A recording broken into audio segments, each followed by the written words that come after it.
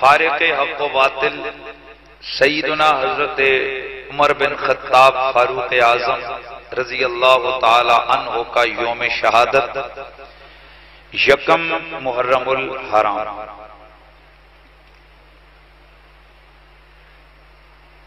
اور ہمارا